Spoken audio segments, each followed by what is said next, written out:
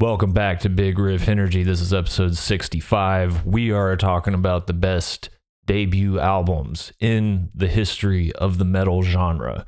Not counting EPs, not counting demos. I'm going to do 25 of them. So, chronological order, I'm going to try to cruise through these as quickly as possible. First, Black Sabbath, duh. Recorded it in a day. The first metal album ever made. I don't care if you like it. I don't care if they didn't call themselves heavy metal. This is where metal was invented. Obvious first choice, 1970, Black Sabbath. Next, we have Ozzy Osbourne. First album, Blizzard of Oz, 1980. Great songs. One of the best bands to ever jam together. One of the best guitarists to ever play, Randy Rhoads, obviously. Now I'm going to start exposing some holes in my collection. Next up, we have Diamond Head, Lightning to the Nations. Pretty much set the mold for thrash metal. This is the best album from the new wave of British heavy metal as far as I'm concerned, and more people should know about it. A lot of people know about it because of Metallica covers, but more people should know about it. Up next, 1983, Dio, Holy Diver, one of the greatest, most flawless albums ever made in any genre. Certainly one of the all-time great metal albums. Obviously one of the all-time great debut albums. Wrote it in a shed on bass. Next up, Merciful Fate. Again, not counting EPs. This is the debut full-length. Melissa. A lot of people prefer Don't Break the Oath. I actually like this album more. Evil. All right, I got to do an edit here because I forgot Metal Church, 1984, which was the whole reason that I did this video. I was listening to this the other day. It's like, man, this is one of the best albums ever. Clearly don't own this one. So if you have a spare copy of Metal Church, 1984 sitting around, hit me up. Next up, Trouble with Trouble or Psalm 9. One of the greatest doom metal albums ever. And for my money, the best Trouble album, although it's close. The Skull is very good too. One of the qualifiers for this, for me, is that the first album be like arguably the band's greatest album. So you're not going to see Kill 'Em All on here because I rarely hear arguments for that being the best Metallica album. So it's got to, at least for my taste, the debut has to kind of stand out above the rest of the catalog, or at least be like even with the best albums. Where are we? Okay, another glaring hole in my collection. If you have a copy of this one, please reach out, bigriffenergy@gmail.com. Exodus, Bonded by Blood. The thrash metal album, pretty much. What's next? That's 85. This is also 85. Overkill, Feel the Fire. Again, they consider the EP that came out before this to be their first release, but I don't care because it's an EP.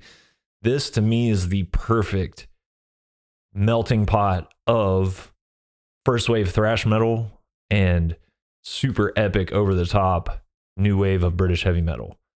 I love pretty much everything Overkill's ever done, but to me this is the most fun and most impressive and one of the coolest album covers of all time. / one of the best band photos of all time. What do we got next? Also from 1985, Pentagram, Relentless. I think it was called Pentagram when it came out. Yep. They got some stuff from the 70s, but no official releases. I love the 70s stuff, but this really sets the template for doom metal along with that first Trouble album and, you know, the first St. Vitus album and the first Candlemass album, those sort of things. But this one's a lot of fun. Up next, 1987. One of my favorite albums ever made, one of the best thrash metal albums ever made, and probably the best album in their entire catalog. Testament, The Legacy.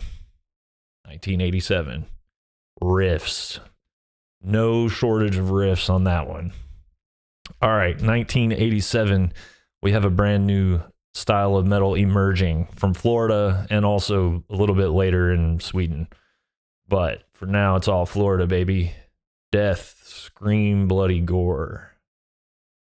Pretty much flawless. Defined a genre, and yeah, doesn't get much better as far as death metal. Okay, what's next? Danzig, 1988. Perfect album. Just as soon as you see that cover, you know exactly what you're in store for. Simple riffs, effective, great songs, great vocal. One of the best bands to ever play together. I love the first 3 Danzig records. I own Danzig 2 and 3, but clearly I don't own Danzig 1. So if you have an extra copy of Danzig 1 you would like to part with, contact me, bigriffenergy@gmail.com. Please, it's a great album. This one's going to ruffle some fucking feathers because I know I'm missing Dissection. I know I'm missing Malevolent Creation. I know I'm missing In the Night Side Eclipse. So this is really going to piss you guys off, specifically Skid Row, 1989. It's glam metal or hair. I don't think it is hair metal. I think it's like whatever Guns N' Roses is. I don't know, rock and roll, glamish, punky, kind of old school traditional metal. This is a fucking insane album. Sebastian Bach's one of the greatest singers of all time. There it is, Skid Row. I do like Slave to the Grind more, but again, like some of these debut albums, like Danzig, it's just a fucking statement. You see the cover, you hear it, and you're like, yep, I know what that is. All right, more death metal. 1989, Morbid Angel, Altars of Madness. If I had to pick an all-time greatest death metal album, honestly, it probably would be this one. Fantastic stuff. And I know technically they have an album before this one, but it never really got released, and it was kind of more approached as like I don't know, is it a demo? It is an album, but it didn't come out till later, so I guess this qualifies. But you can point to their other one with Mike Browning on vocals if you really want to. So, but there's Altars of Madness, whatever. This one is a no-brainer. 1991, Dismember Like an Ever-Flowing Stream. To me, this is the best Swedish style death metal album ever. That tone that we've all come to know and love. A lot of, Left Hand Path isn't on here because I think that this album is a lot better. Sounds a lot better. Songs are cooler. Band is better. Sorry if that offends you. What do we have next? Oh, 1991, another doom metal classic. One of the greatest doom metal albums ever made, Solitude Aeternus, Into the Depths of Sorrow. I've talked plenty about this band and this album. Obvious choice. Their whole mission statement.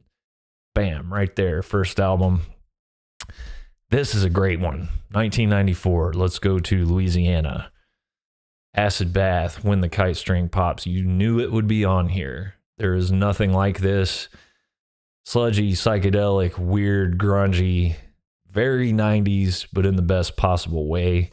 I also want to shout out Agents of Oblivion, self-titled, because that I own it. I don't know why I didn't put it on this list, but that's Dax and what's his name, Mike from Acid Bath. Their debut is incredible as well. But yeah, dude, one of the greatest debut albums ever. Super special. Acid Bath. Another obvious Louisiana choice here. Down, NOLA. There's not a lot of perfect albums, even a lot of my favorite albums. Black Sabbath Sabotage is my favorite album ever made, and I wouldn't say it's perfect. It has some borderline filler stuff on it. The first Down album is perfect. It's perfect. It's like, yeah, this is the sound of New Orleans. And, it's Skynyrd and Sabbath and St. Vitus and all those badass riffy guitar bands filtered through New Orleans sludge. Duh, that's an obvious one. What is that, from 95? Okay, fast forward to 2000. Huge deal for me and so many others when it came out. High on Fire, The Art of Self-Defense. When this hit, there was literally nothing like it. And honestly, I think there's still nothing like it, even in the rest of the High on Fire catalog. There's some stuff on the new album that sort of feels similar, but what a monumental, weird, unique, awesome, heavy, exciting piece of music. High on Fire, Art of Self-Defense. Another groundbreaking thing, Mastodon, Remission. Still easily my favorite Mastodon album. If you're not super familiar with Mastodon and you think that you don't like them, I would say listen to this one, because it's them at their heaviest, caveman screaming, just crushing, down-tuned, smart. One of the most like abusive snare drum performances ever. I wonder how many snare drums Braun from Mastodon must have gone through on that album. I remember when that came out, I'd never heard drumming that busy or aggressive that wasn't completely just losing the fucking plot the whole time. Oh boy, get ready to get triggered here. Think of all the classic pivotal albums in the metal genre that are not on this list. Venom, there was no Venom. I didn't put Celtic Frost on here, but I'm going to put The Darkness, Permission to Land from 2003. Yes, this is intentionally divisive. I know some people will be super psyched right now, and some people are probably punching the air, leaving the video, cursing me as a poser. But, this is hard rock.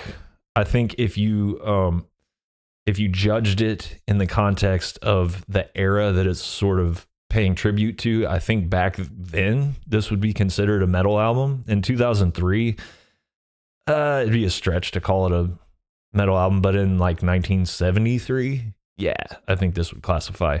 One of the greatest rock albums ever made, no doubt. One of the greatest guitar albums ever made. And this show's called Big Riff Energy, and this motherfucker is just packed full of that. All of the most explosive, flamboyant, over-the-top aspects of guitar music represented in a great way. There it is, The Darkness, Permission to Land. We're going to go to Arkansas now. Dead Bird, The Head and the Heart. One of my favorite albums ever made. Definitely one of the best metal debuts ever made. If you haven't heard Dead Bird, I would say it's for fans of Steve Albini stuff, Crowbar, Neurosis, early ISIS, the band, not the terrorist organization, although it might appeal to fans of the terrorist organization too. I'm not sure. If you like Pallbearer, you will like this. If you like Wake from Arkansas, you will like this. Heavy, sludgy, sad, emotional, introspective stuff. Dead Bird, The Head and the Heart. Hugely influential to my writing. Here we go. Nothing like this one. Go ahead, call me a poser. It's Kveler Tak, self-titled, out of Norway. This came out in 2010. Yeah, it's, if you like rock and roll and riffs and high energy, with a little bit of black metal influence, just the Norwegian thing, they can't help it. 3 guitars, it's just, to me, this is like, if you mashed up Leonard Skinner and Turbo Negro and filtered it through Norwegian black metal and noisy, angry hardcore. Nothing like it. Easily their best album. One of my favorite debuts. The artwork by John Baisley there. And back to Arkansas, 2012. You knew it would be here. Pallbearer, Sorrow and Extinction. Total shot in the arm of a genre that was in desperate need of something exciting. Welcomed it with open arms in 2012. Check out that inner gatefold art too. Crazy. All right. Obviously, Pallbearer just put out a new album. Go check that out as well. And there it is, man. Top 25 debut albums. I intentionally left some stuff off just to piss you off. So if you're headed to the comments and you're overcome with anti-poser rage because I put The Darkness on here, just know that you are being manipulated. And I can tell you you're being manipulated. It's not going to make any difference because you need to work on that impulse control. If you are wondering, if you're watching this on YouTube and you're wondering, where's Slipknot? Why is Corey Taylor in the thumbnail? Where's Ghost? Why is Tobias in the thumbnail? I actually love the first Ghost album a lot. I love most of what Ghost has done. But you got clickbaited again, and I'm not sorry. Okay, I'm going to answer a couple of fan questions now. All right. Some of you are sending me money, and then I don't really know like what the question is, or there isn't a question, or I'm not. It's just, some of it's confusing. I actually had to sort of like, this is weird to say, but I've actually had to cut a couple people off from trying to send me money because it's been getting strange, and there's no amount of money that's worth me having like weird arbitrary interactions with strangers that are unpleasant. But Ro asked, can we get a Discord? Please guys, if you're gonna pay to have a question moved up to the front of the queue or whatever, make sure it's worth it, because this is like a yes or no question, and I don't know what Discord is, and so no, I don't know. I guess you guys can email me and tell me what Discord is, but probably not. Also, somebody did a YouTube super thanks, which you can just like send me money on YouTube, which I didn't even know about until recently. And you sent me $50, which is cool. I appreciate it.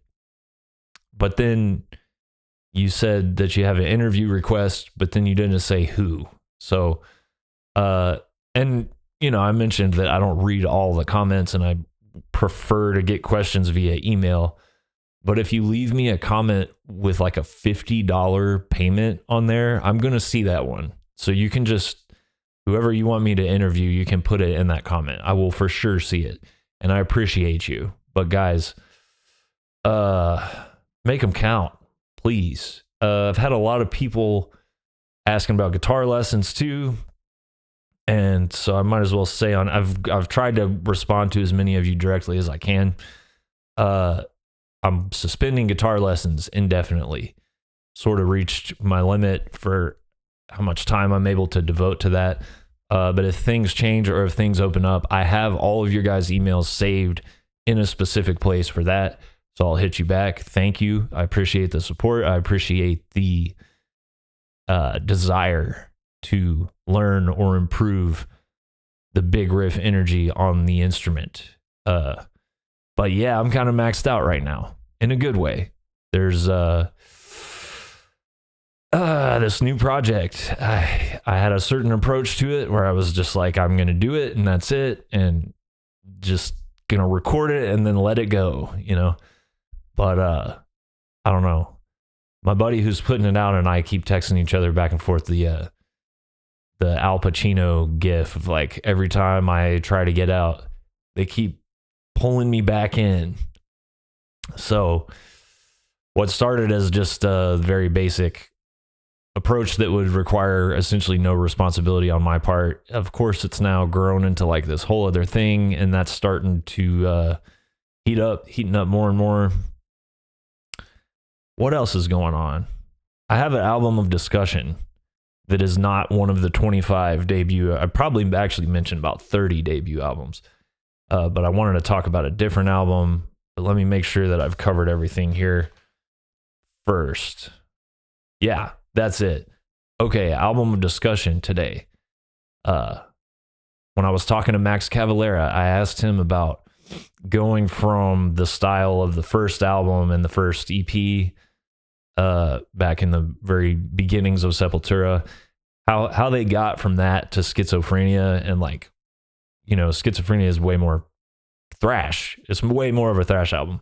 You can kind of hear the thrash metal coming out in Morbid Visions, but he cited quite a few influences, but he talked about this album of Canadian metal band Sacrifice, Forward to Termination, right here behind me. I got to shout out first High Roller Records. I believe it's a German label. And I have a few of their releases. Let's see. Tank, Filth Hounds of Hades. I think I showed that release in a previous episode. What else? St. Vitus V. And yeah, this one. This label is insane. You get these records and they're like very reasonably priced. And you open it up and it's like cracking into a goodie box, man. I mean, there's like posters, sometimes multiple huge posters. There's like 5x8 promo photos of the bands. There's expanded liner notes with like flyers and stuff like that. There's lyrics, everything. I mean, I really, really appreciate in this day and age a label that is releasing physical products like that, because some of these more corporate labels, you got to twist their arm just to put like an insert in a vinyl. So this is the way to do it. So shout out to High Roller Records in Germany. Check them out, man, because they, it seems to me that their MO is sort of going back and snatching up beloved but maybe overlooked old school like underground metal stuff. You know, I wouldn't say Tank is like super underground or St. Vitus, but you know what I mean.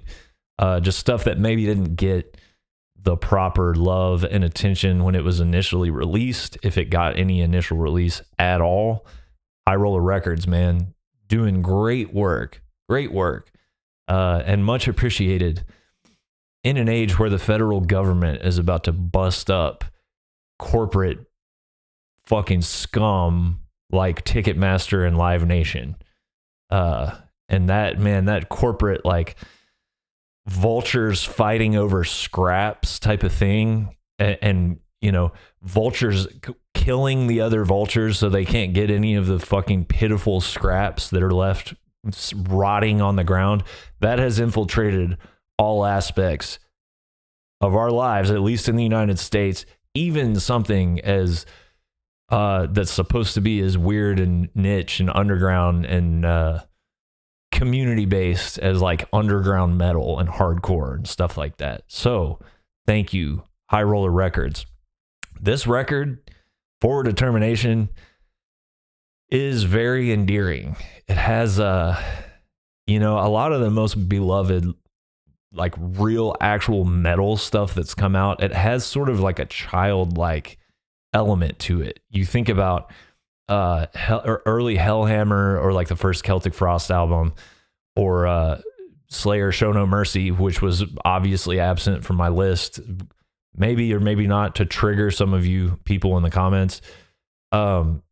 These sort of albums, even like first St. Vitus album, stuff like that, there's like a childlike quality. It's like dudes figuring out how to write songs and figuring out how to play their instruments, emulating their heroes. You know, you watch the Cannibal Corpse documentary and they all talk about recording that early Cannibal Corpse stuff. They're just like Paul accidentally figured out how to do the bomb blast because he was listening to Morbid Angel and he didn't know what the hell was going on, and he did this thing. That's like the teenage childlike endearing quality of stuff like old school metal, underground metal, you know, budget horror films, that sort of thing. That's what draws so many of us to this type of stuff. And again, like talking about this album because of Max Cavalera, he made me want to listen to it again, revisit it. And I'm grateful he did. And he talked about that. You know, I'm still a 14, 15-year-old kid deep down, and no matter what happens, nothing's going to kill that kid. And lately, I've been really getting a lot of pleasure from revisiting some of these old, sloppy, underground, kind of wonked out, you know, real dirty ass metal records. This is a thrash record. The lyrics are like shockingly kind of ingenious, and it, you know, there's like a pissed off, snotty teenager attitude to the whole thing. But man, when in that song Reanimated, when he's talking about, you know, spirit world sends back my soul, you know, he's talking about being caught in between life and death. That's goddamn, that gets you excited. Vocally, it reminds me of early like Chuck Schuldiner, kind of snotty, like first wave of death metal vocals, but there's also almost like a Kurt Brecht, like DRI kind of thing going on. There's like borderline, I don't know if I would say King Diamond. It's somewhere between King Diamond and Paul Bailoff.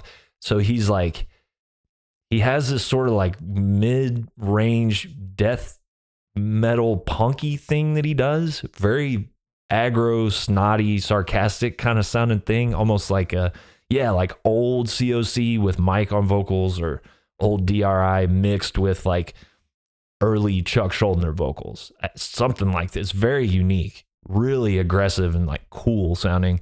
But then he'll blast into these like, it's like King Diamond meets Paul Bailoff falsetto shrieks, but it's like he's not even trying to hit notes. He's just like shrieking, and it's fucking awesome. I can definitely see how a young version of the Sepultura dudes would be just totally enamored and inspired by something like this.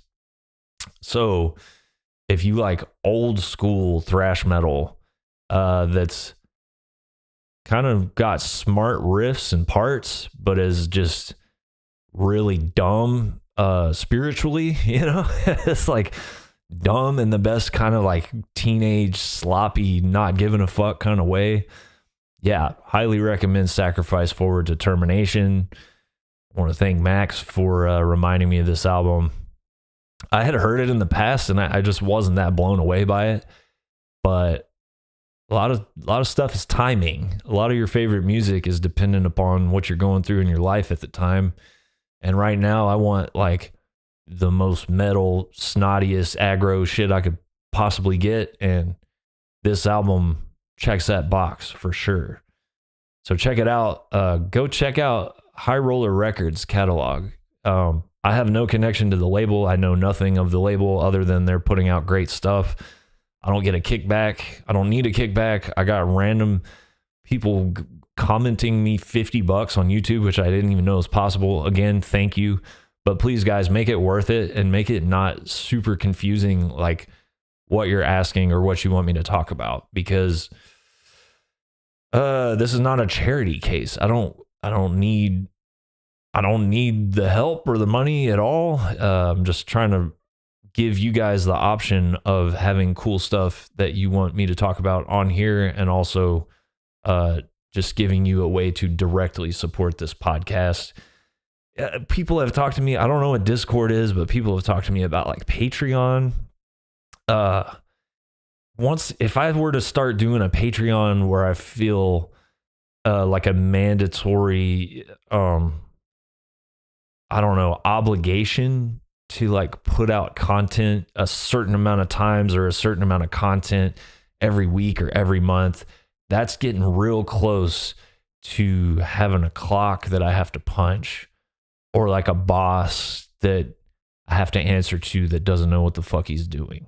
And for now, fortunately, this could change at any time. I am outside the bounds of punching a clock on somebody else's schedule or answering to some shithead who I don't like or respect.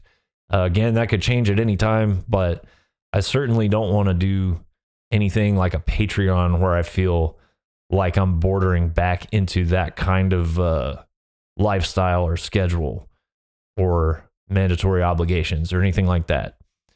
So for now, this works. If you have questions, I'm getting caught up. So hopefully I can start getting to the non-paid questions.